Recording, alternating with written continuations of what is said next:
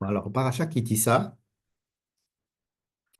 elle a, on, on la limite en général à la faute du veau d'or, mais elle commence par plusieurs sujets et qui ont l'air d'être plutôt reliés au paracha d'avant. Et pourtant, elles sont dans cette paracha. C'est-à-dire que les rabbins qui ont coupé les parachiotes, ils ont décidé que ces petits sujets qui semblent être des annexes à la construction du Mishkan sont quand même dans cette paracha, ils ne sont pas dans les autres parachas. Puisque Teruma et Tetzavé, ce sont deux parachiotes qui concernent la construction du Mishkan. Et là, on nous parle encore d'autres choses qui semblent être des annexes. Et alors, il va falloir qu'on essaye de comprendre pourquoi est-ce que ces annexes sont ici. Puisque cette année, on essaie de trouver une certaine logique qui rend tous les sujets de la paracha homogènes. C'est-à-dire de savoir pourquoi est-ce que les parachiotes ont été coupés comme ça, et est-ce qu'il y a un fil conducteur qui peut expliquer la présence de tous les sujets dans une même paracha, hein? C'est à peu près ce qu'on essaie de faire depuis le début de cette année. Mais c'est vrai que la plupart que la principale, plus grande partie de la paracha de Kitissa, c'est la faute du veau d'or. Avec, euh, qu'est-ce qui s'est cassé? Une bouteille de vin, c'est pas grave, mon cher. À Balbès. C'est bien, on casse des verres. Ouais. C'est bon, chez Alors, premier sujet de Kitissa. Donc, je dis, ce sont les annexes de la construction du Mishkan. Première annexe, si on peut l'appeler comme ça. Première annexe, euh, c'est la plus bizarre. C'est la plus bizarre parce qu'on ne comprend pas ce qu'elle veut dire. Elle nous dit Kitissa et Rosh Bene Israël, ce qui va donner le nom à la paracha, Kitissa et Rosh Bene Israël Ifkudehem. Si un jour tu as envie de compter les enfants d'Israël, si un jour tu veux les compter, il faut qu'ils donnent chacun un demi-shekel. Tu vas compter les demi-shekels, comme ça, tu vas savoir le nombre, tu vas connaître le nombre des enfants d'Israël. Tu vas faire un dénombrement à travers le don d'un demi-shekel. Et ainsi, ils ne seront pas atteints du Negev. Il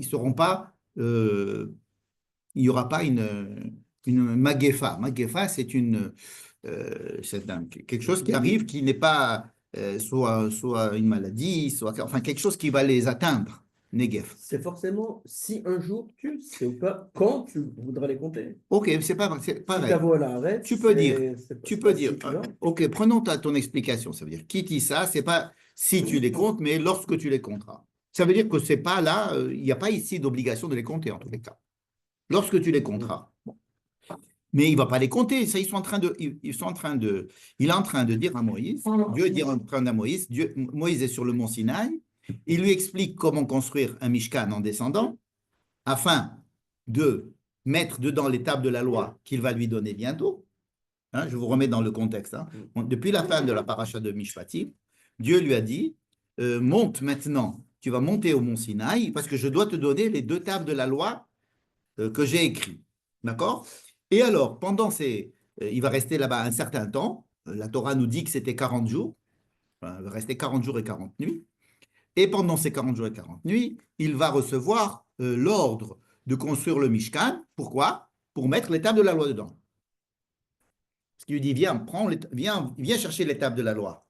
Donc il pourrait lui donner les tables de la loi, mais les tables de la loi, elles sont très dangereuses, puisque c'est des tables de la loi faites par Dieu et écrites par Dieu.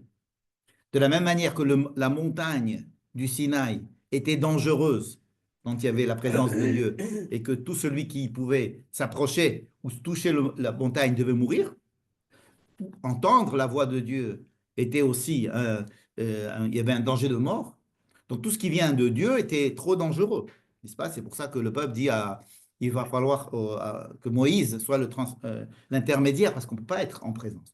De la même manière, les tables de la loi qui sont fabriquées par Dieu et qui sont écrites par Dieu, elles ont un pouvoir elles sont dangereuses. Elles sont dangereuses.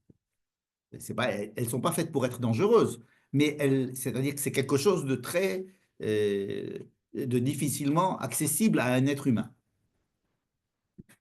Et étant donné que c'est difficile d'être accessible et qu'il faut quand même qu'il y ait quelque chose de Dieu à l'intérieur du peuple, hein, donc ces tables, elles doivent avoir un récipient, une arche dans laquelle elle doit être dedans, mais tout un système qui va permettre de graduer le contact entre les hommes et ces tables et la présence de ces tables, puisqu'ils ne vont pas les toucher, les tables, mais enfin, il y a une présence de tables. Donc tout le but, c'était d'essayer de descendre les tables de la loi, et c'est pour ça qu'on a construit le Mishkan. D'accord? Le Mishkan, c'est un moyen de faire descendre les tables de la loi parmi les hommes. Mais on peut dire que les tables de la loi parmi les hommes, c'est aussi le Mishkan. Ça veut dire que pourquoi faire descendre des tables de la loi, on n'a pas besoin de tables de la loi puisqu'on ne peut pas les lire. Donc ce n'est pas ce qui est écrit dedans qui est important, c'est le fait que ce soit Dieu qui ait écrit les tables de la loi qui est important. Ça veut dire que la parole de Dieu va être à l'intérieur du peuple. Ça veut dire que le peuple d'Israël va être porteur de la parole de Dieu. C'est ça que ça veut dire. Mais pour être porteur de la parole de Dieu, il faut prendre des précautions et il faut savoir comment euh, approcher la parole de Dieu, comment la parole de Dieu peut être physiquement et même sur le plan du contenu en relation avec le peuple, n'est-ce pas? C'est tout le problème de savoir comment est-ce qu'on va réussir cette coexistence entre Dieu et les hommes. C'est quelque chose d'assez dangereux. Dangereux. Eh bien, je vais vous proposer, je vous dis dès maintenant une des conclusions, je vais proposer que notre paracha entière parle du danger de, euh, du fait que Dieu va essayer de résider au sein d'Israël. Ça nous paraît quelque chose de lointain, que Dieu repose à l'intérieur, que soit présent à l'intérieur du camp d'Israël. Ça nous paraît très loin. Ça nous paraît en quoi, par exemple, aujourd'hui, ça pourrait être compris aujourd'hui?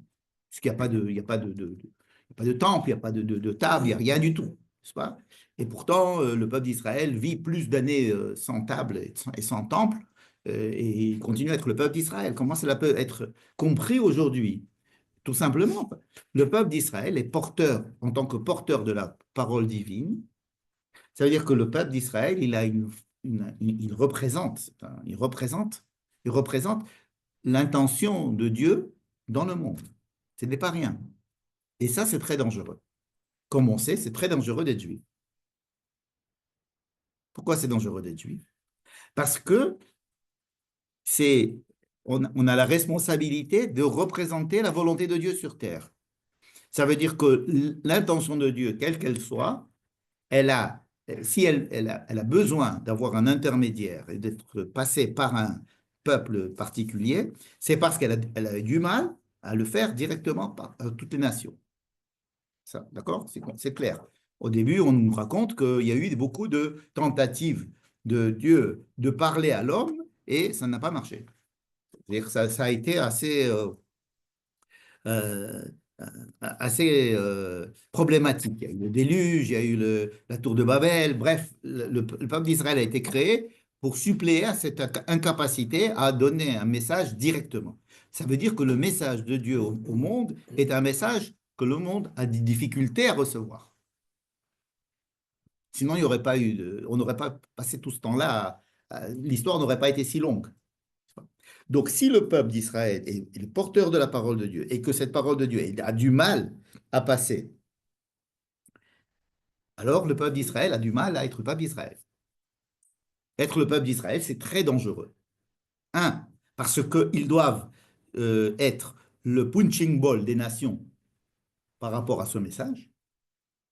Et de notre côté, ils doivent essayer d'être correctement les porteurs du message de Dieu. C'est qu'il y a un danger des deux côtés. Il y a un danger à être le messager, à la fois parce que c'est un problème de fidélité par rapport à celui qui envoie le message, et deuxièmement, on va se prendre les coups des gens à qui on doit transmettre le message. N'est-ce pas? Transmettre le message, c'est pas forcément envoyer des lettres, c'est c'est quelque chose de beaucoup plus subtil et que l'on ne maîtrise pas, n'est-ce pas? On nous demande d'être ce qu'on est en attendant. Et le fait d'être Israël dans le monde, déjà, c'est un message, d'accord, qui nous dépasse. C'est pas que on est venu pour vous annoncer la bonne nouvelle, alors voilà, on va vous l'écrire, on va vous l'envoyer par texto, et puis c'est fini. C'est quelque chose de beaucoup plus complexe, de beaucoup plus existentiel, qui prend du temps, qui prend des coups aussi, et qui prend des années et des années et des centaines d'années à s'exprimer, n'est-ce pas? Donc, en attendant, nous avons ces deux difficultés. Les deux difficultés, c'est-à-dire celle d'être à la fois un bon messager, et c'est très difficile d'être le messager de la volonté de Dieu, parce que comment va-t-on prendre ces tables de la loi qui vont être à l'intérieur de nous, ou ce temple qui va être à l'intérieur de nous, ou cette fonction d'être Israël, porteur d'un message euh, d'infini dans du fini, ça c'est très difficile. Donc il y a des dangers à cela, et notre paracha parle de ces dangers. À mon avis, c'est comme ça qu'on peut trouver le fil conducteur. Je vais essayer de le montrer. Mais déjà, pour montrer le... Alors, on a trois parachiotes. On avait donc Teruma, c'était la construction du Mishkan, c'était la construction des espaces et des ustensiles. Tetzavé, c'était la mise en fonction de cet espace par les Kohanim, ça veut dire de le faire de le rendre, de l'humaniser et puis d'essayer de faire un contact, un premier contact de travail. Les Kohen étant des gens qui travaillent dans le temple pour être les intermédiaires entre Dieu et le peuple au niveau humain, au niveau du travail, au niveau de la présence, au niveau que le mot important de la paracha de Tetzavé, c'était Tamid. D'accord? C'était la mise en fonction du Mishkan. Donc, il y avait le Mishkan, c'était Teruma. Tetzavé, c'est la mise en fonction du Mishkan. Et je définirais Kitissa comme les dangers du Mishkan. Les dangers de cette mise en fonction et le danger de la présence du Mishkan. Pourquoi nous signaler les dangers? Parce qu'il va falloir apprendre quels sont les dangers et comment essayer de les éviter et comment est-ce qu'on peut réparer les problèmes que cela va poser. Et ça pose énormément de problèmes, n'est-ce pas? C'est-à-dire que les trois parachiotes ont le même sujet, c'est toujours le même sujet, c'est la présence de Dieu, la présence de Dieu parmi les hommes, parmi le peuple d'Israël, et donc la fonction du peuple d'Israël porteur de cette présence-là, qui est difficile à tous les points de vue. D'accord? Et donc les dangers sont dits dans la paracha de Kitissa. D'accord? Je donne la conclusion avant de commencer. Alors, ici, le Negev, c'est-à-dire, si vous comptez les enfants d'Israël, mais qui a dit de les compter? Pourquoi parler de les compter? Il n'y a pas écrit qu'il faut les compter. C'est vrai que dans le livre de Bamidbar, on va dire que compte les enfants d'Israël. Mais dans le livre de Bamidbar, c'est-à-dire dans encore plein de temps, ils auront déjà construit le Mishkan. En principe, ils avaient déjà construit le Mishkan, ils devaient se mettre en route, etc. À ce moment-là, écrit compte les enfants d'Israël. Et ils vont les compter sans mentionner qu'ils ont donné un demi-shekel. C'est-à-dire qu'à chaque fois dans la Torah ou le Tanakh entier, à chaque fois qu'il va y avoir un recensement, il n'y aura jamais le Machatzit HaShekel. Le Machatzit HaShekel, c'est écrit que dans notre paracha. Les rabbins vont déduire que c'est normal, c'est sous-entendu. C'est comme on sait qu'il faut mettre une kippa, ben, Moïse est sorti de la tente d'assignation, tu ne penses pas qu'il est sorti sans son Streimel, c'est normal. Mais ce n'est pas dit. C'est pas dit, tu comprends? C'est quand on va dire dans le Sefer Bamidbar, c'est où est Rosh Adat Bene Israël, Mishpechotam, le Bet Avotam, Mispar Shemot. On va en parler, on va donner tous les détails du recensement, sauf une chose, qu'il donne le Machatzit HaShekel. Alors ça pose beaucoup de problèmes. Ça, c'est un des problèmes qui est ici. Donc, qu'est-ce que ça fait ça ici? Un. Deuxièmement, pourquoi que tu me dis que si je dois les compter, je dois payer quelque chose, je dois donner quelque chose parce qu'il va m'arriver des noises. Negef. Negef. Negef, ça veut dire une atteinte quelconque, une atteinte physique probablement. Pourquoi les compter, ça fait une atteinte? Alors on dit parce que il ne faut jamais compter, parce que quand tu comptes, ça fait le mauvais œil. Qu'est-ce que ça veut dire le mauvais œil? Ça peut vouloir dire qu'à partir du moment où tu comptes, alors les choses sont définies dans leur nombre et alors tu ne tiens pas compte de la bracha, c'est-à-dire du fait qu'il peut y en avoir encore. Hein, comme par exemple, j'ai invité 6 personnes à manger, j'ai fait 12 boulettes. Donc, 2 boulettes par personne. Alors, bonjour, voilà, vous êtes invité, très bien. Alors, chacun a 2 boulettes. Ça fait pas sympathique. Ça veut dire que tu vas faire 12 boulettes pour 6 personnes, d'accord? C'est pas vrai. Bon, tu invites des gens, hein, tu fais à manger, puis c'est tout. Il y a de la bracha, tu comprends? C'est pas la bracha, c'est justement de ne pas rentrer dans le parce que là, chacun va manger sa boulette, et puis quand il va manger la première boulette, il va penser à la deuxième, qu'il me restait une seule boulette, etc. Alors quand il y a la bracha, il y a la bracha. Tu veux rajouter, tu rajoutes. C'est ça le problème du Aïn Hara. Il y a aussi le problème de la Midat Hadin, ça veut dire que il y a lorsqu'on est à l'intérieur du klal Israël, on est dans une assemblée. On a le srout de l'assemblée. Ce qui peut nous protéger, c'est d'être dans l'assemblée. Hein. Il y a un srout, il y a un mérite d'être dans une assemblée. Donc, quelqu'un qui est un peu moins méritant, hein, il est couvert par l'assurance collective, la sécurité sociale, disons, n'est-ce pas? Prendre quelqu'un et le sortir de là, on dirait que Monsieur Meir Ben Chaim Yahamod la halot la Torah, que ce monsieur monte à la Torah. On était tous comme ça en train de prier, tous tranquilles, en disant Amen. Ouais. Puis il y a un monsieur, on va dire oui, celui-là, il doit monter à la Torah. Bon, pourquoi lui? Pourquoi pas? Qu'est-ce qu'il a? Mais tu as vu sa femme, ça fait longtemps qu'il n'a pas venu. Tu crois qu'il a... Ça veut dire que le type, il commence à recevoir un petit peu les regards et les peut-être, bon, l'attention des autres. C'est pas toujours sympathique, quoi. Et alors, on dit que sur le plan de Midat Hadin, on fait intervenir Midat Hadin.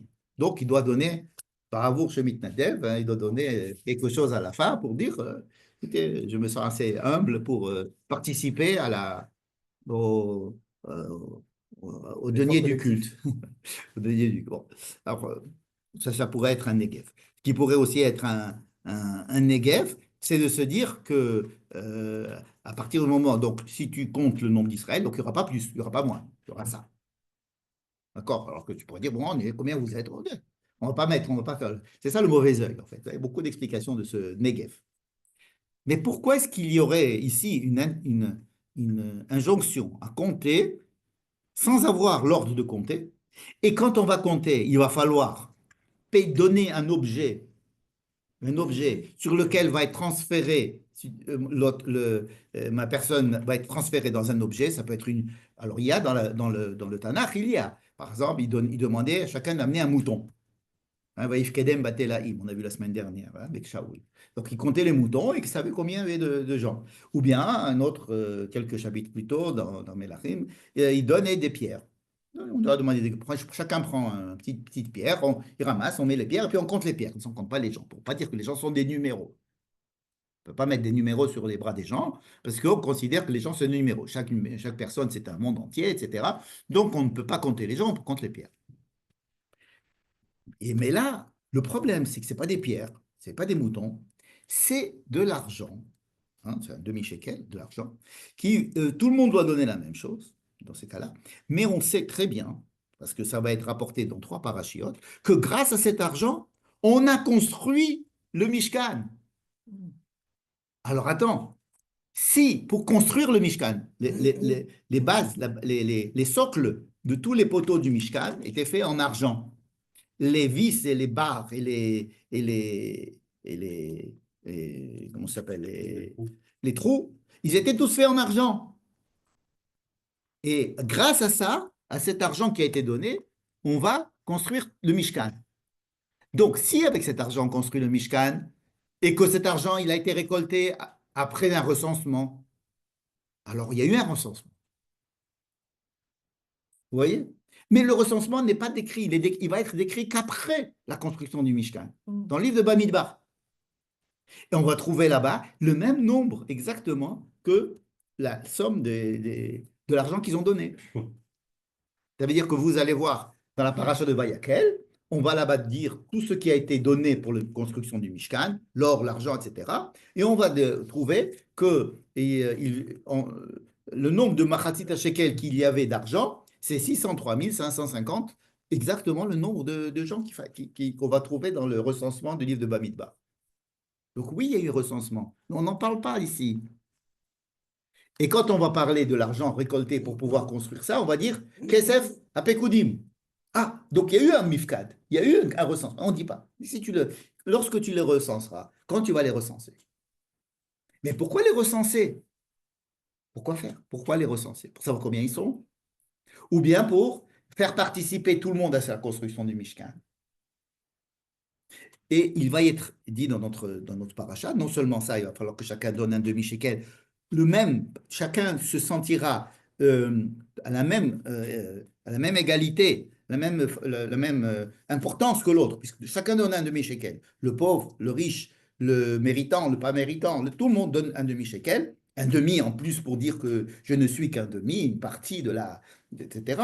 Et on va dire que ça sera terouma. Terouma, non, c'est ce que c'est Terouma. Terouma, on l'avait vu au début de la paracha de Terouma. C'était celui qui veut donne. C'était ça la Terouma. Ici, il va y avoir 3 fois le mot Terouma. Alors, de quoi il s'agit dans cette paracha qui, je viens de donner quelques questions qu'on peut se poser sur vraiment, sur le sens premier. On a l'impression qu'il y a au moins 2 sujets. À savoir, il faut donner de l'argent pour construire le Mishkan. De l'autre côté, ça se fera que lorsque tu les compteras. Mais on ne voit pas la raison pour laquelle il faut les compter. Et est-ce que c'est quelque chose qui est pour la construction du Mishkan? Oui, mais alors ça sera une terouma ou alors ça sera une obligation ou c'est une terouma chez chacun dans ce qu'il veut? Non, je vous dis, là, Rachid nous dit, ils ont donné 3 choses. Il y avait 3 teroumotes. Terouma, c'est-à-dire que chacun a apporté tout celui qui voulait apporter. Celui qui avait de l'or, il donnait de l'or. Celui qui avait des tissus, ils ont donné des tissus. Ceux qui avaient des peaux de bêtes, ils ont donné. Chacun donnait ce qu'il voulait. Ça, c'est une terouma. Deuxième terouma, c'est un demi-shekel d'argent. Et troisième terouma, un demi-shekel pour le fonctionnement du Mishkan. Qu'est-ce que c'est le fonctionnement du Mishkan? Pour payer l'huile, pour payer surtout les sacrifices. Ce Machatzit shekel que l'on donne d'ailleurs à Purim. Vous savez, on donne depuis le début du mois d'Adar jusqu'à Purim, on fait ce qu'on appelle un Zecher le Machatzit shekel, c'est-à-dire on se rappelle de ce qui se passait à l'époque du Temple, où chaque citoyen devait donner un demi-shekel, et avec ces demi-shekels récoltés, on achetait les sacrifices qui étaient les sacrifices publics pour le Temple.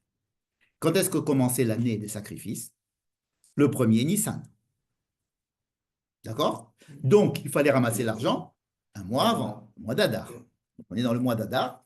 Alors, au début du mois d'Adar, dès le début du mois d'Adar, c'est pour ça qu'on a eu la paracha de Shkalim, c'est-à-dire cette paracha-là, juste avant le Rosh Chodesh Nissan, et le Chodesh Adar, qui est tombé Shabbat aussi. Et on commence à ramasser de l'argent. Pourquoi? Pour faire participer tout le monde à l'achat du sacrifice matinal et du sacrifice de l'après-midi. D'accord? Je reviens. Oui. Les Machatzit shekel, il y a la 2 fonctions. Il y a 2 Machatzit shekel. On donne 2 Machatzit shekel. C'est ce que apprennent les rabbins et rapporté par Rashi. Il y avait donc 2 Machatzit shekel. Un Machatzit shekel qui a servi une seule fois à la construction des Adanim et des Vavé Hamoudim, c'est-à-dire à la construction du Mishkan. Deuxième Machatzit shekel qui va être pour le fonctionnement du temple. Et troisième terouma, terouma, c'était pas de Machatzit shekel, chacun ce qu'il veut, c'était pour les autres, les autres matériaux pour construire le Mishkan. Ma proposition est celle-ci. C'est les autres fois où il y a eu des recensements. On est dans ces termes de a priori, à ce moment-là aussi, ils ont donné chacun. C'est pas écrit. Oui, c'est pas écrit. Oui, mais on dit que quand tu les comptes, alors il faut que tu les comptes comme ça. Ouais, mais c'est pas écrit. C'est très problématique. Le Malbim, par exemple, il dit on ne donne du Machatzit shekel quand on les compte que lorsque le compte n'est pas ordonné par Dieu. Et comme ça, il résout tous les problèmes. Et étant donné que David, par exemple, lorsqu'il a voulu compter, il a fait ça de sa propre initiative, et simplement pour s'enorgueillir d'être le roi d'un peuple nombreux avec une grande armée, alors Dieu a décidé de lui faire un Negev. Il y a une épidémie, et puis beaucoup de gens sont morts. Et l'épidémie ne s'est arrêtée que lorsqu'il a acheté l'endroit du Beth Amikdash à Jérusalem. Il a dit, ici sera construit le temple, et alors à ce moment-là, l'épidémie s'est arrêtée. Donc le Malbim dit qu'il n'y a jamais eu de Machatzit shekel lorsque la chose n'était pas, quand c'était ordonné par Dieu, il n'y avait pas besoin de Machatzit shekel, parce qu'il n'y aura pas de Negev. Il n'y a pas de Negev. Donc, c'est pour te dire que le fait que ça ne soit pas écrit dans la paracha de Bamidbar qu'il faut donner le marché shekel, ça a eu aussi une importance. Et ce n'est pas évident qu'ils ont donné le marché shekel à chaque fois. Ils l'ont donné ici, c'est sûr. Parce qu'on va compter combien ils ont donné et c'est comme ça que ça va être recensé.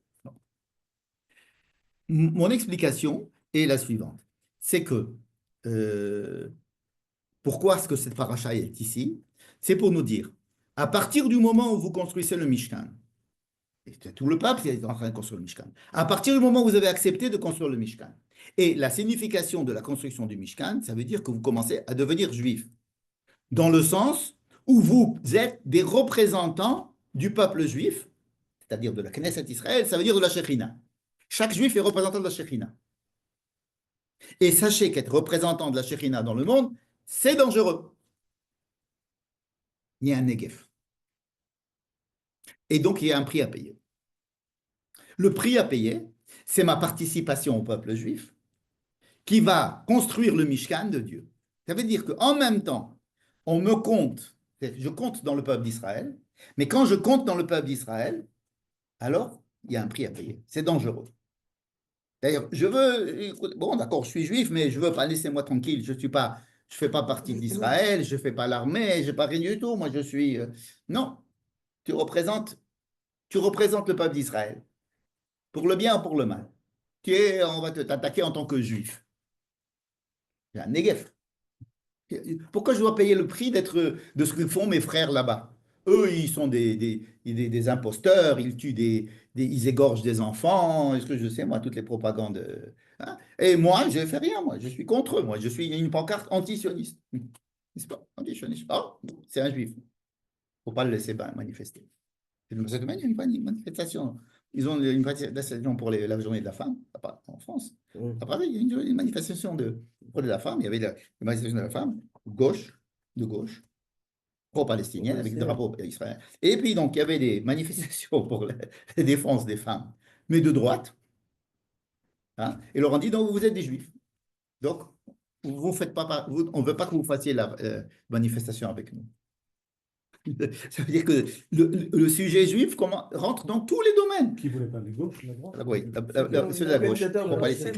Ils ont interdit et la police leur a demandé de ne pas s'approcher. Ils avaient peur qu'il y ait la dernière fois, ils avaient été tabassés et il a fallu des gens pour venir les sauver, les femmes qui manifestaient, etc. Donc, cette année aussi. C'est pour dire que être représentant de Dieu, être porteur du Mishkan, construire le Mishkan, ce n'est pas une mince affaire. D'ailleurs, on le sent aujourd'hui encore plus que d'habitude. Donc oui, il y a, comme tout à l'heure je disais, que tous les sujets de la paracha parlent des dangers, des avatars, des problèmes que cause la construction du Mishkan. Voilà un, le plus important. Vous, en tant qu'être humain, votre existence, vous, elle-même, en vous comptant, quand on dit que vous êtes partie du peuple. Alors c'est une chose, évidemment, c'est quelque chose de très enthousiasmant de savoir qu'on fait partie d'un projet et que, oui, mais d'abord, sachez que vous aurez à le payer. Vous aurez à le payer. Combien? Pas parce que j'aurai une grande barbe, je vais avoir plus de coups de couteau, que si j'ai une kippa, je vais avoir moins de coups de couteau, et si je n'ai pas du tout de kippa, je vais avoir encore moins. Tout le monde explose dans le bus. Machatzit shekel. Je m'excuse de parler de ça comme ça, mais c'est-à-dire qu'il y a un prix à payer de faire partir du peuple. Alors, c'est un prix avec lequel on peut payer des choses, et on va... D'ailleurs, vous savez qu'on dit que grâce à ce Machatzit shekel, le projet de Haman n'a pas échoué. Vous connaissez ça? C'est un midrash qui dit Ikdim shiklehem lishkalav. Ça veut dire que quand Haman a dit au roi Achashverosh de prendre un impôt et qu'avec cet impôt on allait ramasser de l'argent dans la solution finale qu'il avait proposée, on dit que le srout de la mitzvah de Machatzit shekel a permis à éviter que le projet de Haman soit mis à l'exécution. Qu'est-ce que ça veut dire sur le plan des idées? Ça veut dire que, oui, il y a un antisémitisme, ça veut dire qu'il y a un prix à payer pour être juif, mais il faut savoir que ce n'est pas pour payer le prix on a été construit. On n'est pas là pour payer le prix. On n'est pas C'est pas un truc, c'est pas un abattoir où on se dit, bon, c'est parce que c'est quelque chose d'enthousiasmant, d'être porteur d'une idée, porteur d'avoir une signification, d'être à la recherche d'une signification du monde, de faire partie de cette histoire-là, c'est enthousiasmant. C'est sur ces fondements que va être construit le Mishkan, dans lequel il y a l'étape de la loi, dans lequel Dieu va se révéler à Moïse. Oui, c'est quelque chose de... Mais il faut savoir qu'il peut, tant que tu participes à cette... tu considères que tu participes à ce grand projet, alors, en participant, tu essayes d'éviter le Negev. Ça veut dire quoi? Si je donne le Mahatzit Shekel, je n'aurai pas le Negev, je n'aurai pas l'épidémie. Comment si je donne quand tu vas donner le Mahatzit Shekel, tu n'auras pas l'épidémie. Donc, ça veut dire que quand tu vas participer, tu vas voir ton participation en tant que juif dans le peuple juif, dans l'histoire juive, comme positive, et que tu vas bien la comprendre en tant que quelque chose de positif, tu vas pouvoir éviter la dépression d'être de l'antisémitisme, on va dire, du Negev, c'est-à-dire des choses, du fait qu'on soit... On a le choix entre deux choses, prendre les choses bien ou les choses mal. Soit on les prend bien, soit on les prend mal, mais on ne peut pas rester neutre. Il faut prendre les choses bien afin que tu les reçoives pas mal. N'est-ce pas? Et s'il arrive quelque chose de mal, au moins que tu saches pourquoi il est, donc tu vas le prendre en bien. D'accord? C'est ça le Mahatzit HaShekel. C'est pour ça que j'ai dit que c'était le premier sujet des conséquences, des difficultés, des dangers et des aléas de la construction du Mishkan. Tu voulais poser une question? Je t'ai fait oublier déjà. Non, enfin, Ouais. Par rapport aux dangers dont tu parlais, je veux dire, Mahatzit HaShekel, ça semble tout petit, quoi. Je veux dire, les dangers dont tu parlais, exploser dans un bus, c'est pas un Mahatzit HaShekel. Non, c'est comment est-ce que tu considères ta vie en Israël, par exemple. Voilà, je vis en Israël. C'est dangereux. C'est pas facile. D'accord. Comment est-ce que tu vis ça? Est-ce que tu vis ça en tant que Negev ou est-ce que tu vis ça en tant que construction du Mishkan? Il arrive les mêmes choses. Mais si tu le vis par alors ok, ou alors tu le vis par on va essayer que ça n'arrive pas. On va essayer de combattre ça. On va essayer d'accord, on est là pour. Tu as un sens, tu donnes un sens. Les vies, elles sont toutes pareilles. On reçoit toutes les mêmes choses. Tout le monde, tous les êtres humains reçoivent leur lot de bonnes, mauvaises nouvelles, de choses qui les attaquent, etc. Comment tu les reçois? Comment tu les vis? Si tu les vis avec un sens de la déprime et que tu sens que tout est contre toi et que ça te diminue, tu prends ça en tant que négatif, ou alors tu prends ça et tu les relativises dans un certain sens de la vie. Deux personnes peuvent recevoir le même événement, mais le vivre différemment. Un, en le remettant dans une certaine mashmaout, c'est-à-dire un certain sens, et l'autre non. Comment il s'appelle? Frankel, n'est-ce pas? Victor Frankel, c'est celui qui a réussi à passer l'horreur des camps parce qu'il traduisait les choses dans un sens de la vie. Il faisait ça pour quelque chose. Il avait donc donné du sens à sa vie, donné du sens à sa participation à la vie humaine. Ça lui a permis de résister à la déprime complète et à la mort, des camps de la mort. Et c'est comme ça. Comme un soldat au front. S'il se demande qu'est-ce qu'il fait là. Absolument, absolument. C'est comme un soldat au front. Ici, il se dit, on m'a demandé d'être là, je ne sais pas ce que je fais, etc. Bon, paf. Mais si je suis là parce que j'ai envie, etc., et il va vivre les choses différemment. Ça ne veut pas dire qu'il ne va pas mourir, ça ne veut pas dire qu'il ne va pas vivre, ça veut dire comment est-ce qu'il prend les choses. C'est comme ça que je comprends, moi. Ça veut dire que le pekuda, elle va être pekuda. On va les compter. Tu es juif, tu es juif. Tu n'as pas décidé d'être juif, tu es juif. Tu rentres dedans. Est-ce que tu prends cela avec tout l'enthousiasme et le bien et le sens que cela apporte, ou alors tu prends le Negev. C'est quoi le Negev?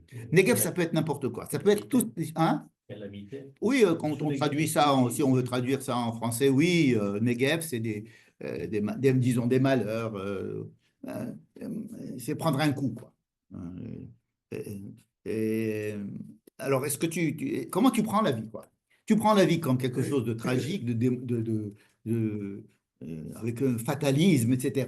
Ou alors tu prends ta participation au peuple, tu la prends en charge et tu en es fier et tu te bats pour elle. Mais il n'y a pas aussi le sens, Mahatit Shekel, tu as besoin, je sais pas, j'ai pas reporté, non, t'es obligé de donner Khetsi ni quelqu'un d'autre. Donc, Oui, mais Khalsi de quoi? Du peuple, ça veut dire que tu fais partie de ce peuple. l'Ardot et Manachnu Oui, Meuchlim. oui, oui, absolument. Mais il n'y a pas que cette histoire de Hardout. C'est faire partie du peuple juif, prendre sur soi le fait d'être dans le peuple juif. Comment tu le prends? Soit tu le prends avec Machatzita Shekel, c'est-à-dire je vais construire le Mishkan, soit tu le prends, je prends le truc comme une claque. Donc, la construction du Mishkan avec ça, c'est que Dieu va donner un Machatzita Shekel pour ne Velo Yebahem Negev. Vous comprenez? Alors, au début, j'ai expliqué que ça pouvait nous sortir des malheurs. C'est-à-dire que tu en aimes un demi-shekel, alors tu n'auras pas de truc. C'est évident, comme tu disais, c'est pas avec un demi-shekel que je ne vais pas sauter dans le bus. Mais il y a ici une intention générale de la prise de conscience. Vous allez construire un Mishkan, vous allez être juif. C'est ce qu'on dit aux gens qui veulent rentrer dans le peuple juif. On dit, qu'est-ce que tu sais pas ce que c'est? Tu sais pas dans quoi tu t'engages, n'est-ce pas? Donc, maintenant qu'on s'engage, non, parce que les gens, ils sont, même ceux qui n'ont pas voulu, mais ils y sont. Alors, comment tu prends les choses? Est-ce que tu les prends avec Machatita Shekel? Je vais construire le Mishkan, parce que je fais partie d'un tout, et ça le Machatit, je fais partie de quelque chose, je suis qu'une partie de quelque chose de beaucoup plus grand, et donc j'apporte ma pierre à tout cela. Les pierres, elles sont toutes les mêmes, et c'est sur ce fondement que va être construite la mission du peuple juif. D'accord? Bon.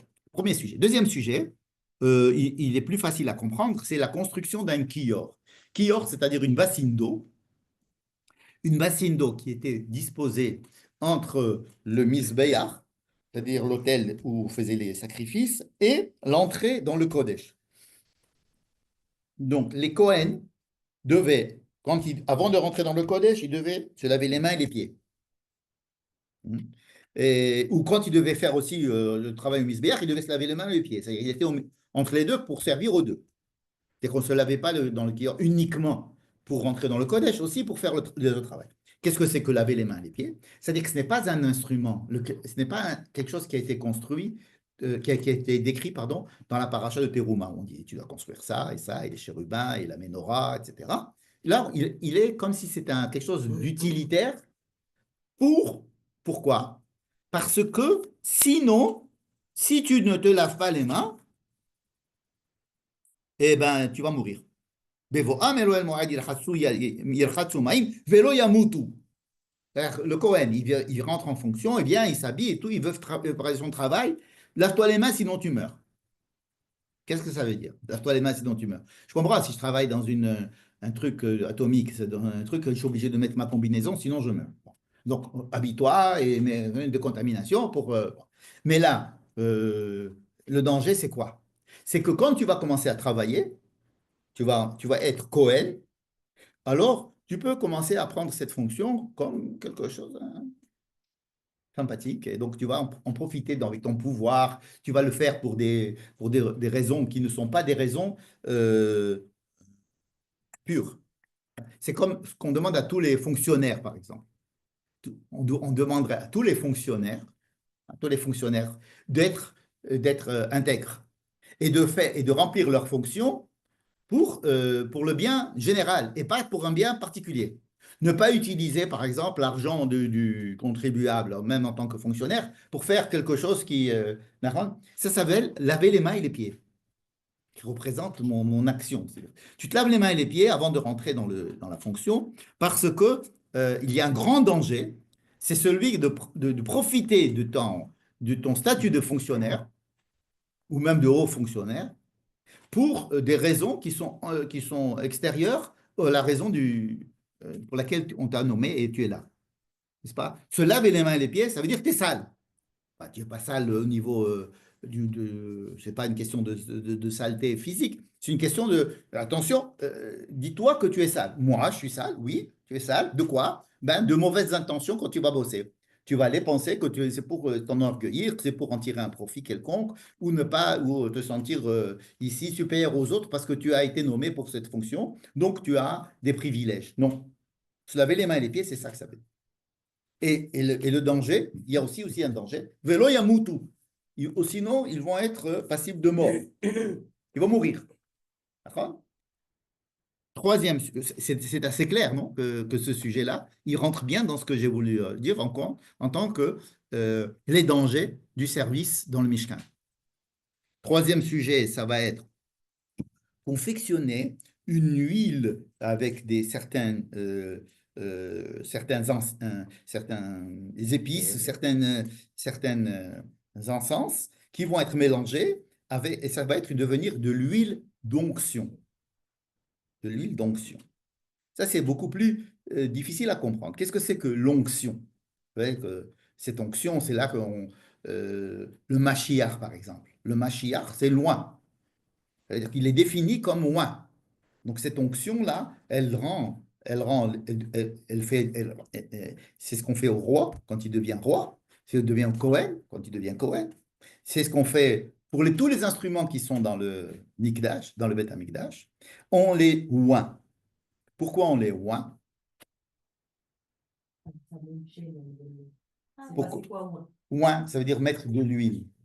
Comme Charles III. Ben, c'est-à-dire que rentrer en contact avec ces choses-là, faut pas il faut savoir. Parce que si vous prenez un ustensile et que vous le trempez dans de l'huile, ça veut dire il va être glissé.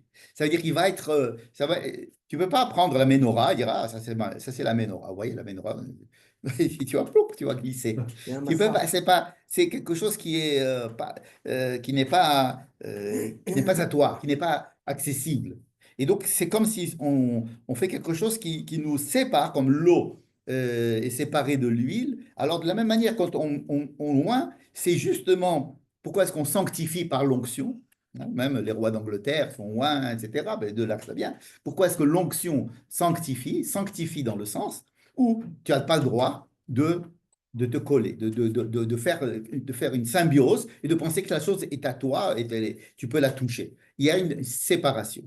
Et même ceux qui sont loin, eux aussi doivent se sentir séparés. Ça veut dire kadosh. Et il y a aussi ici une interdiction de fabriquer ce genre d'huile, d'accord? Tout celui qui fabriquera de l'huile d'onction, il n'est pas pour le Beth Amikdash, hein, il est karet, c'est-à-dire il est retranché du peuple juif. D'accord? Vous voyez qu'à chaque fois, tous les sujets qui sont dits, ils ont l'air tout à fait différents, hein. L'un, c'est ramasser de l'argent pour faire un recensement. L'autre, c'est construire une petite bassine. Le troisième, c'est fabriquer de l'huile d'onction. Mais il fallait bien qu'ils en refassent de temps en temps. Oui, non, mais quand tu fais de l'huile d'onction au Beth Amikdash, avec de l'huile, tout ça c'est évidemment, c'est en dehors. Pareil, la prochaine, pareil pour la Ktoret. Quand on va faire la Ktoret, ici, il va y avoir le quatrième sujet, c'est la fabrication des encens. C'est quelque chose d'extrêmement délicat parce que ça représente l'unité du peuple et le fait d'être Kétoret, ça veut dire s'attacher. Et c'était une encens qui était brûlée le matin et le soir, tous les matins et tous les soirs, n'est-ce pas? Eh bien, tout celui qui fabriquera cet encens pour d'autres raisons que celles du temple, eh bien, il mérite la mort. D'accord? Donc, tous ces sujets-là, hein, voilà, Ish asher ya'aseh kamoha, les ariachba, quelqu'un qui se dit, ben tiens, on va voir ce que c'est cet encens. Viens, on a la liste des ingrédients, viens, on va fabriquer ça. Ils faisaient ça au temple, et c'est avec ça qu'on rentrait dans le Saint des Saints. Viens, on va vendre de l'encens du temple. Celui qui la fabrique, qui veut faire une imitation de l'encens, Venichrat Me'amav, il est karet, il est retranché du peuple, n'est-ce pas? Ensuite, il y a la nomination de Betzalel, n'est-ce pas? Nomination de Betzalel, elle est dans notre paracha. Et ensuite, la mitzvah du Shabbat. Mitzvah du Shabbat. Mitzvah du Shabbat. En quoi est-ce que le Shabbat rentre dans l'histoire que j'ai dit. J'ai dit, moi, que tous les sujets là, c'était des sujets de conséquences, des dangers de la construction du Mishkan. N'est-ce pas? Shabbat, il est interdit de construire le Mishkan, Shabbat. Pourquoi? Tafka, Shabbat. Shabbat, on peut travailler au Mishkan. Ça veut dire qu'on rentre dans le Mishkan, on rentre dans le temple, on allume du feu, on fait les corbanotes, on allume la menorah, donc on transgresse Shabbat en principe. Il n'y a aucun problème. Dans le temple, on transgressait, c'était pas donc une transgression, mais on allumait du feu, on allumait la lumière, on faisait tout, on fait même des sacrifices, on fait tous les trucs, Shabbat. Mais construire le Mishkan, on ne le fait pas Shabbat. Pourquoi? Construire le Mishkan, et Shabbat, c'est interdit alors là, on a aussi l'interdiction. Celui qui construit le Mishkan, Shabbat, ben lui aussi, c'est carré. Alors, c'est ce qu'il a, pardon. C'est ce qu'il a. C'est mis à mort. C'est ce qui est marqué, qu'il est interdit de construire le Shabbat, ou c'est Il n'y a une pas déduction? C'est une déduction parce que c'est écrit là. Ça veut dire que et Shabbat Otai Tishboru, et Mishkan, ça veut dire que le fait qu'il soit. Mais justement, sa présence ici, elle est expliquée par le fait que tu ne peux pas à la fois construire le Mishkan et faire Shabbat. Puisque je peux faire fonctionner le Mishkan, Shabbat, mais je ne peux pas le construire. C'est marrant. Si tu me dis de ne pas construire le Mishkan Shabbat, donc a fortiori d'y travailler, pendant qu'il est déjà construit, de Shabbat, tu fermes le Mishkan, c'est fermé Shabbat, comme tout le reste. Non, c'est pas fermer le Shabbat, au contraire, il y a des choses qui se passent Shabbat là-bas, sans problème. Pourquoi est-ce que la construction du Mishkan, elle est antinomique avec le Shabbat, alors qu'à l'intérieur, il n'y a pas de problème.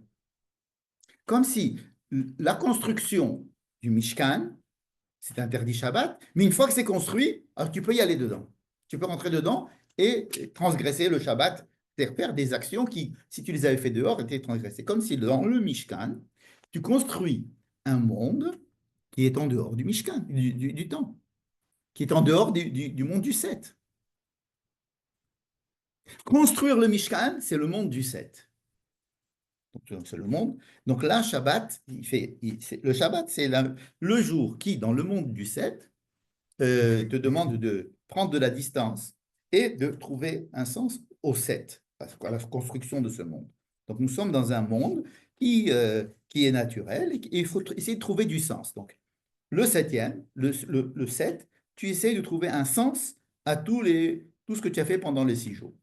C'est-à-dire te prendre un petit peu de recul par rapport à ta vie normale, ton boulot, par rapport à tout ce que tu fais et d'essayer de prendre un décalage vis-à-vis de ta vie. Ça te permet pendant un jour d'essayer de prendre du décalage dans ce monde-ci.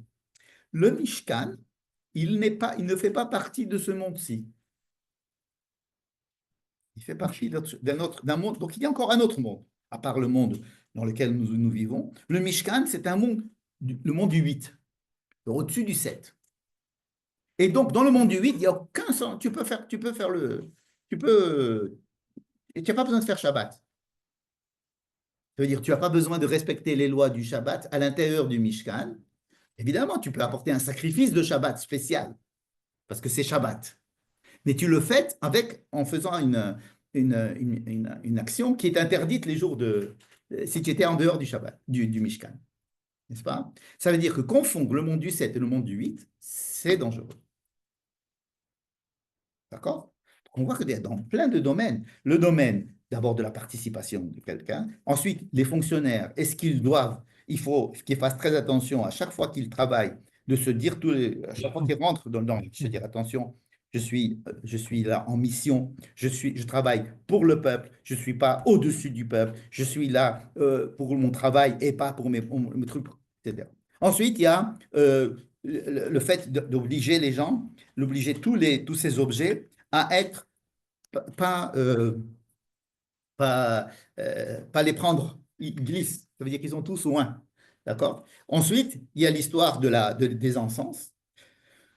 je n'ai pas développé. Et il y a aussi l'histoire du Shabbat. D'accord? Donc, c'est vrai que ce sont des dangers dans tous les domaines. Dans le domaine de ne pas confondre les espaces, le temps, etc. Et alors arrive cette histoire du veau d'or.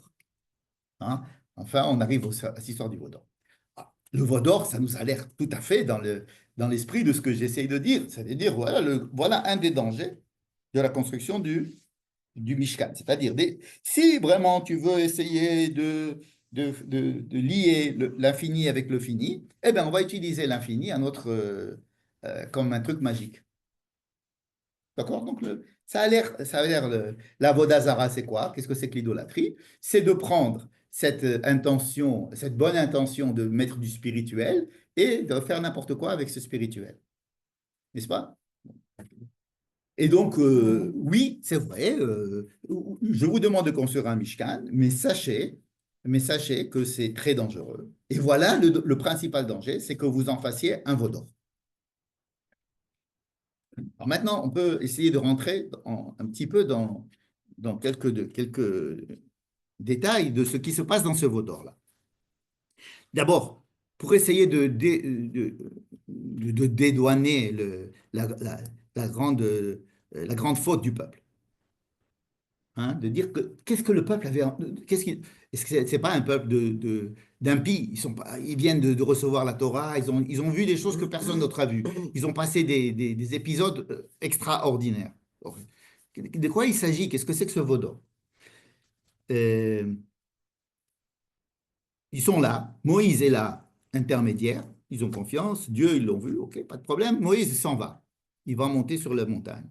Eux, ils se restent en bas, sans Moïse. Sans Moïse. Qu'est-ce qui se passe? Ah, ben alors, ils ont dit, alors, il n'y a pas de il faut trouver un remplaçant. Si vraiment le bon Dieu, il veut, eh bien, il n'a qu'à agir juste avant. Ah, par exemple, ils ont dit, ah, il doit venir dans 40 jours. Alors, ils attendent 40 jours. À 40 jours, il n'est pas revenu. Alors, on va commencer à faire le veau d'or. Il faut trouver un remplaçant.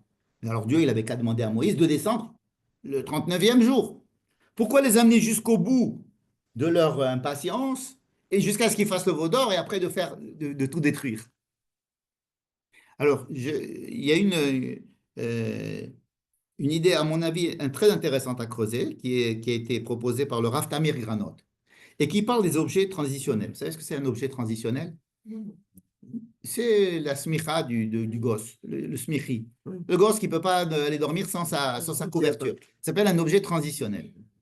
Hein, il y a la sucette, il y a le nounours, peu importe. En général, c'est la couverture parce que c'est là quand on va dormir et on a besoin de rentrer dans le ventre de sa mère ou dans le sein de sa mère. On a besoin de quelque chose qui va remplacer la présence énorme de la mère, du corps de la mère, et qui va être une période de transition dans laquelle l'enfant, quand il naît, ça c'est Winnicott qui a développé cette histoire d'objet transitionnel.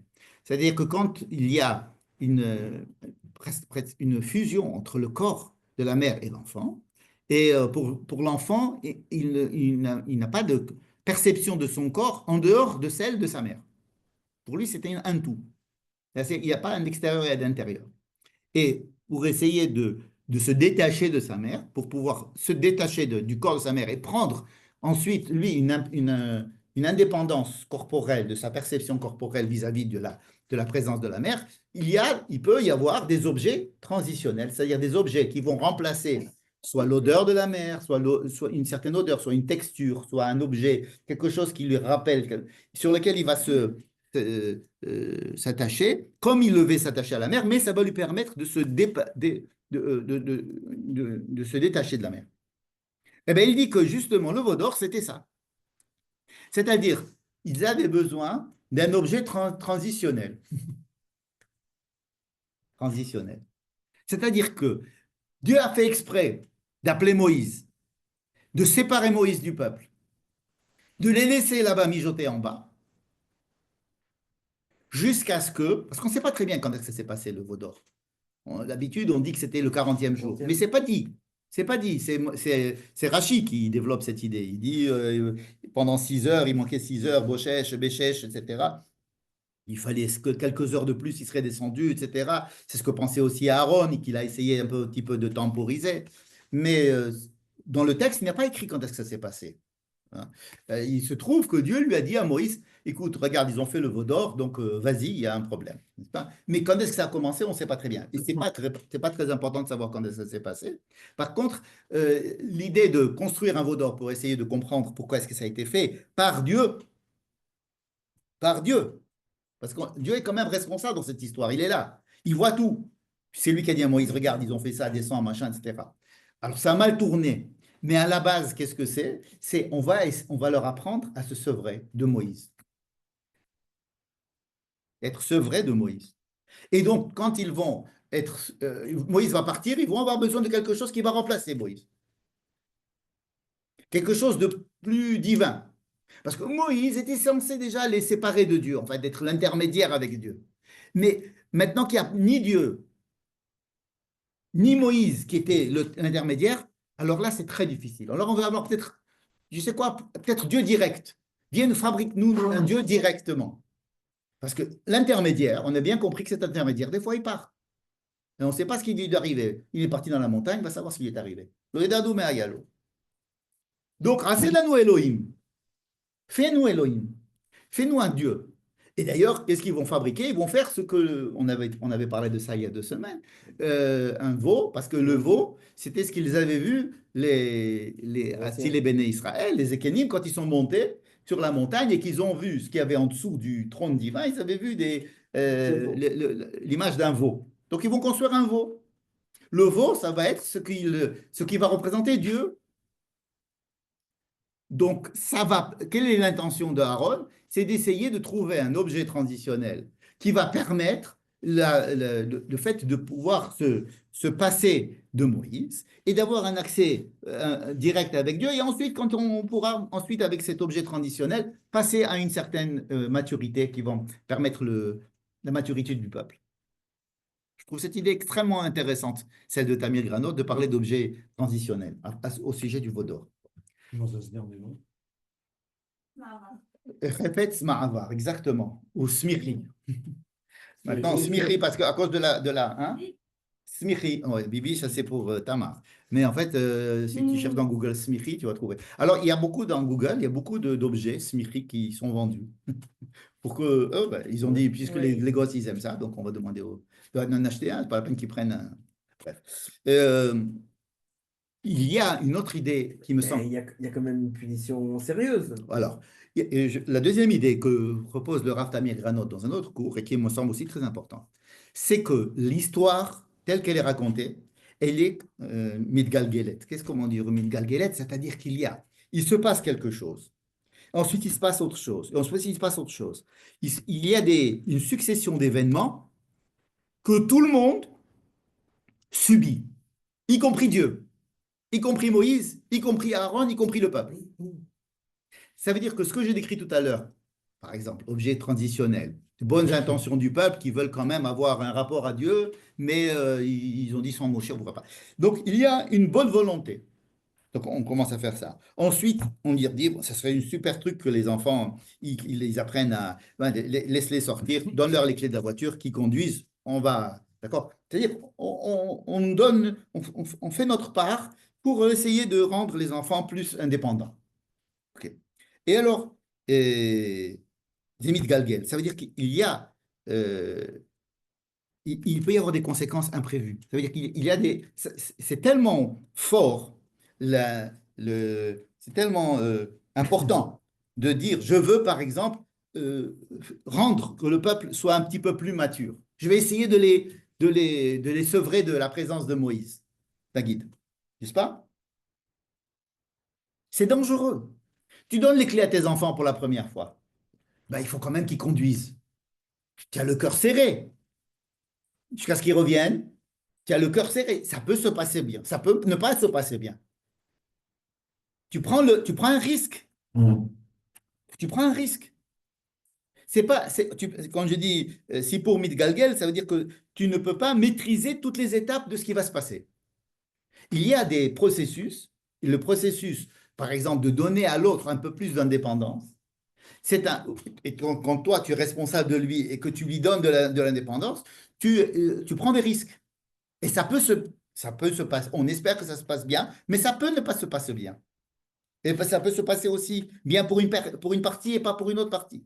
3000 personnes ont participé activement à la faute du veau d'or, ils ont été tués.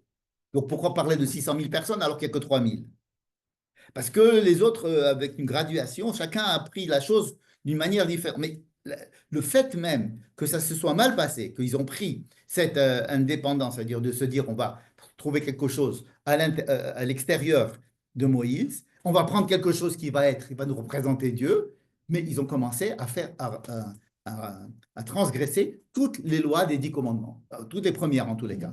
Je suis l'Éternel ton Dieu, ils ont dit c'est celui-là l'Éternel ton Dieu. Qui t'a fait sortir d'Égypte? Il a dit c'est lui qui nous a fait sortir d'Égypte. Après, il a dit tu ne feras pas un pécel. Tu ne feras pas un pécel. Ils ont fait un pécel. Le lot d'Em, ils ont Vaïsberoulo. Ensuite, ils ont commencé à faire des orgies. C'est-à-dire qu'ils ont commencé, ça a mal tourné. Hein, des fois, tu veux faire une boum à la maison et ça tourne mal. Il y en a un qui amène de l'alcool ou des substances illicites, et puis, bref, ça tourne mal. Ça peut tourner mal. C'est-à-dire que quand tu vas faire quelque chose de grand, ça tourne mal. Faire le Mishkan, ça peut tourner mal. Avoir un rapport avec Dieu, ça peut tourner mal. Le premier temple a été détruit. Le deuxième temple a été détruit. L'avant-premier temple, Nishilo, a été détruit. Le Mishkan a été détruit. Avoir un temple, c'est quelque chose d'extraordinaire, mais c'est aussi très dangereux. Donc, quand Dieu a laissé le peuple sans Moïse pendant un certain temps, en lui disant bien, bien, bien ici, et puis il voit, et puis quand il voit que ça a mal tourné, ça a mal tourné, même Aaron, il n'avait pas pensé faire un truc comme ça. Il a essayé de faire les choses progressivement. Hein, il a dit, enlevez vos boucles d'oreilles, l'or qui est dans vos oreilles. Pourquoi l'or qui est dans vos oreilles, s'ils avaient de l'or ailleurs? Non, ils faisaient de la avodazara avec les boucles d'oreilles. Ça, on le voit avec Yaakov qui dit à ses enfants, enlevez les boucles que vous avez dans vos oreilles, qu'ils avaient pris de chez Lavan, qui était un symbole de... C'est-à-dire enlever les objets que vous avez pris d'Égypte et qui représentent l'idolâtrie. Ils voulaient cachériser l'idolâtrie. Donc il a dit, donnez-moi tout cet or-là et on va faire autre chose. C'est que tout le monde avait des bonnes intentions. Des bonnes intentions. Mais ça a mal tourné. Bon. Quand ça tourne mal, ça veut dire quoi? Est-ce que ça veut dire que c'est comme la faute de Adam. Dieu il lui dit, tu ne mangeras pas de là-bas, de cet arbre, paf, il a mangé. Aïe, aïe, aïe. Bon, catastrophe. Est-ce que la catastrophe était prévisible? Est-ce que la catastrophe est décrite pour nous expliquer que de toutes les façons, l'homme, il est comme ça, et pour nous expliquer ce qui va suivre après? Idéalement, on aurait voulu que ça se passe comme ça. Ça ne s'est pas passé comme ça, où il y a eu des problèmes, donc on va faire un plan B. Et c'est ce qui va se passer. À la fin de la paracha, il va y avoir des deuxièmes tables. N'est-ce pas? Et comme je dois résumer un petit peu pour faire vite, qu'est-ce que représentent ces deuxièmes tables et le passage des premières tables aux deuxièmes tables? Les premières tables vont être cassées par Moïse, parce qu'il va dire, il n'y a plus de raison, étant donné que c'était un mariage entre Dieu et le peuple, et que le peuple a, disons, rompu cette alliance en faisant le veau d'or, donc ils ont rompu l'alliance, ça a mal tourné. Bon. Alors, toute la raison pour laquelle Dieu va pardonner au peuple, il ne va pas les détruire, et qu'il va donner d'autres tables, et ça repose sur qui? Moshe. Uniquement Moshe. Ça veut dire que toute l'histoire est reportée sur les épaules d'un seul homme, Moïse. Au départ, c'était Dieu qui avait écrit les tables de la loi. Et qu'il fallait... donc c'était quelque chose de Dieu qui descendait. On a vu que ça ne marchait pas. Maintenant, tout va reposer sur Moïse. C'est Moïse qui va écrire les deuxièmes tables. Non, pardon, qui va fabriquer les deuxièmes tables de la loi. Qui va écrire les deuxièmes tables de la loi? La Torah n'est pas claire à ce sujet. Il y a des versets qui disent que c'est Dieu qui a écrit sur les deuxièmes tables de la loi. Il y a d'autres versets qui disent que c'est Moïse qui a écrit les deuxièmes tables de la loi. Et la Torah nous laisse dans ces deux options. Surtout pour nous dire que comment est-ce possible maintenant? La Torah de Dieu, elle ne marche pas. Elle est dangereuse. Alors, on va faire la Torah d'un homme. N'est-ce pas la voie ouverte à la loi orale? à la force qui est donnée à aux êtres humains de transformer, d'expliquer, de concevoir la halakha selon leur vision des choses. Nous ne respectons pas les lois de la Torah, on respecte les lois des sages.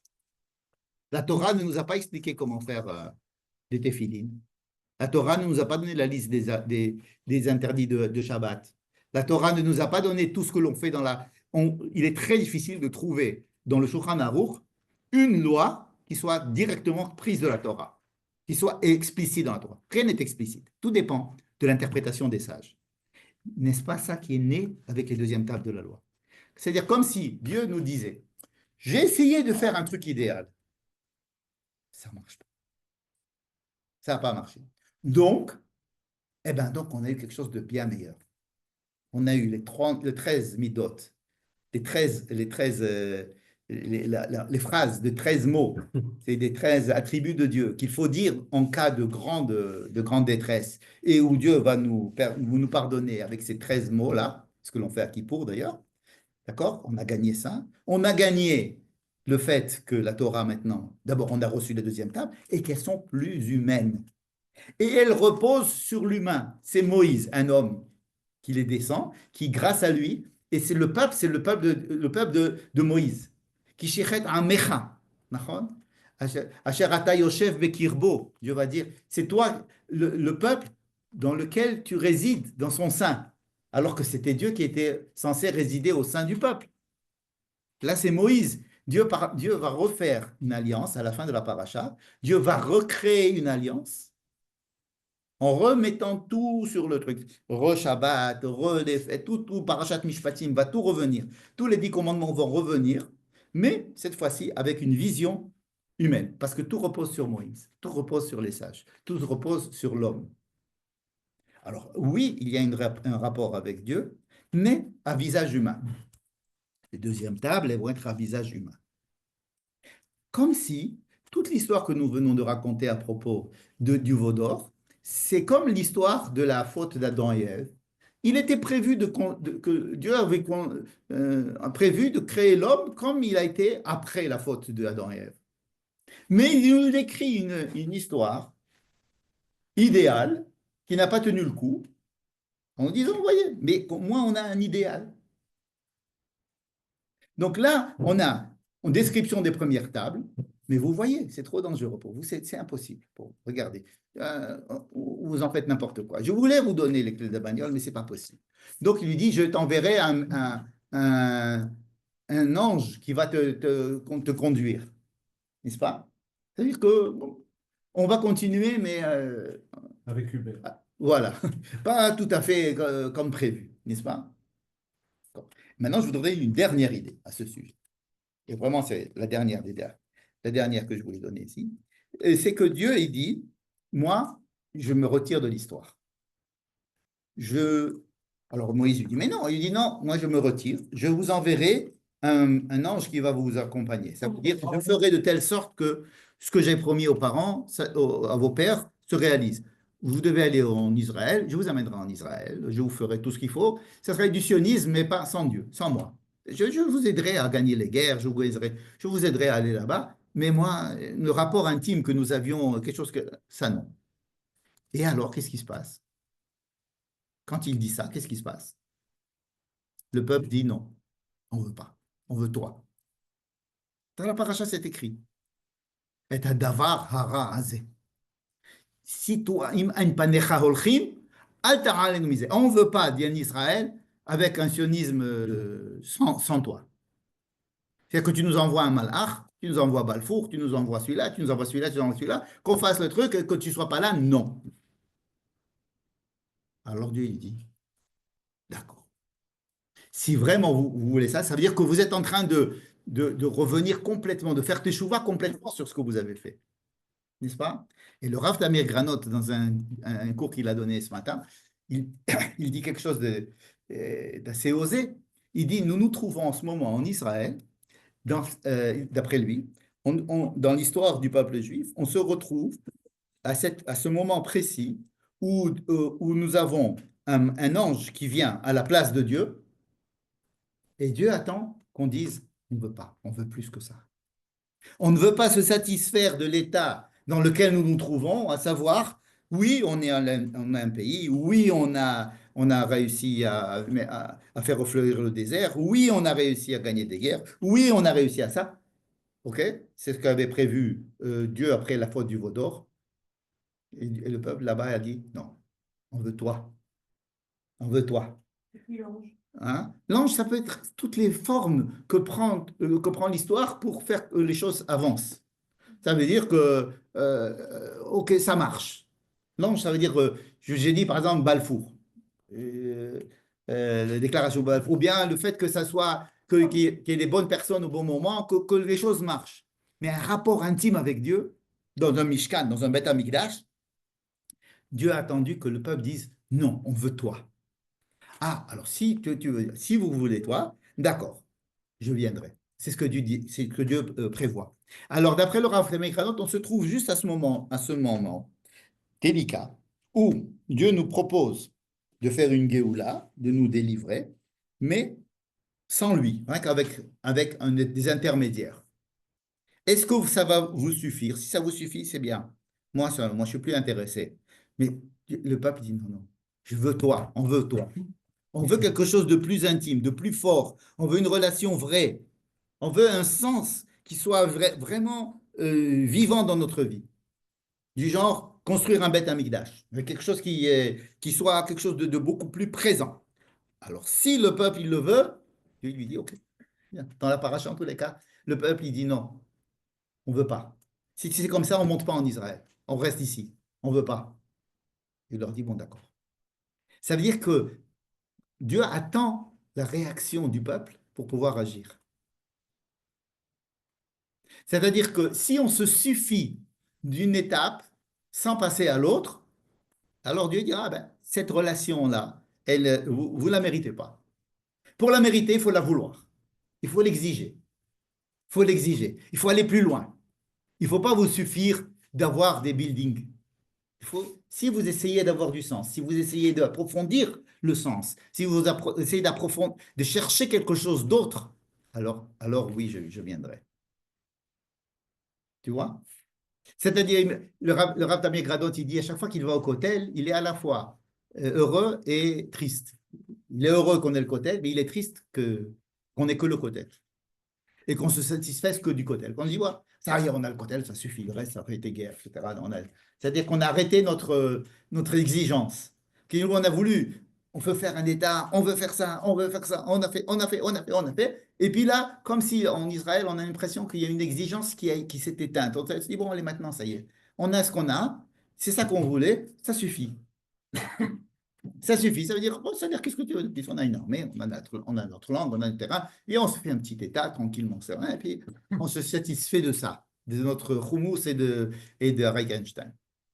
Ou alors, il y a une exigence d'aller plus loin, d'avoir plus de sens, de trouver un sens plus profond qu'à ça, une deuxième couche de motivation. Cette deuxième couche de motivation, elle se trouve à la fin de la paracha, quand le peuple dit, on ne veut pas que tu sois avec nous, que tu nous envoies un ange, on veut que ce soit toi. Et Dieu dit, d'accord, si vous voulez, alors d'accord. Mais simplement si vous le voulez. Sinon, je ne viens pas. Ça veut dire qu'il y a une alliance qui a été faite. À partir du moment où il y a eu un divorce, revenir, alors on va dire, bon d'accord, tu veux que pour les enfants, on puisse habiter ensemble, d'accord, mais on n'habite pas dans la même chambre. Ok, je viendrai, c'est ça à peu près le malheur. Je vous envoie un ange. C'est-à-dire, tu veux que on fasse un compromis pour pouvoir habiter dans un même espace pour ne pas que les enfants que ce soit plus simple, d'accord, c'est-à-dire. Mais on ne va pas dormir ensemble. Mais si il y a une volonté de revenir ensemble, alors on revient ensemble. Mais ce n'est pas imposé. Ça peut pas être une décision. À partir du moment où il y a que le peuple d'Israël a rompu l'alliance, pour qu'elle revienne, il faut qu'elle ait une intention, une volonté sincère de revenir. Une volonté sincère de revenir. Et là où vous voulez revenir, vous arriverez. Si vous voulez simplement continuer l'histoire, mais sans moi, on continue l'histoire sans moi. Mais si vous voulez moi, alors, okay, je viendrai moi. Mais c'est deux volontés différentes. Et ça correspond bien avec l'étape ce qu'on appelle le sionisme physique et le sionisme spirituel, si vous voulez. Mashiach ben Yosef et Mashiach ben Yehuda. Ça correspond bien avec ce schéma-là. Mais ce schéma, le Mashiach ben Yehuda, ce qui est le chidouche, c'est qu'il vient avec une volonté intense du peuple de chercher quelque chose de plus mashmaouti, de plus significatif dans la présence en Israël, qu'Ostam de pouvoir se défendre soi-même. Il y a autre chose que de pouvoir avoir une armée et se défendre soi-même et d'être indépendant. Il y a autre chose. Il y a autre chose qu'il faut exiger. Et s'il est exigé, alors il y a une chance qu'il soit répondu. Voilà. Bimhera beyamenu, comme on dit là-bas. Voilà. Bonne soirée. Bravo, Michel. Avec plaisir.